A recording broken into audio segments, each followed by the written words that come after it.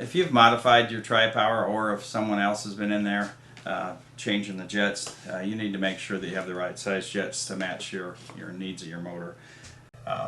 There's a large array of jets, so just let me say that a 389 has different jets than a 421, and as you add cubic inches and add horsepower and put freer flowing exhaust on your car, might indicate a need to change jets. It's really pretty simple.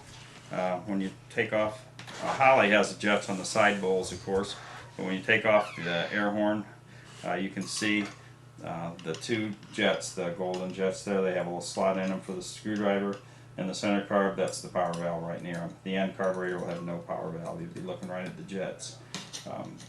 You can go to my web page to find out what size jets you need, but typically a center carb would have jets in the range of 62 to 63, and jets start at 66 to 68 and go on up from there.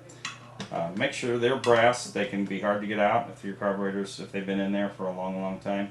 Make sure you get a screwdriver that fits perfectly. And then I like to tap it with a hammer. It actually is seating down in there a little bit. These are new, so they're going to come out fairly easily. Basically, they're that simple. We screw right out. You have to have a Rochester 2-barrel jet. A Holly jet will fit in there. Won't work correctly. There's a number on the jet. You probably can't read it here, but the jets are numbered in thousands. So this one here is a 62. I don't know if you can see that in the camera, but they're numbered.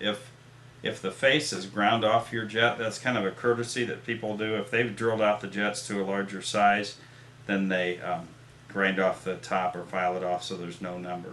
I would recommend, if yours are that way, to really get rid of them and get some new jets, so at least you know where you're starting. Plus, I don't think you can drill them out really that accurately.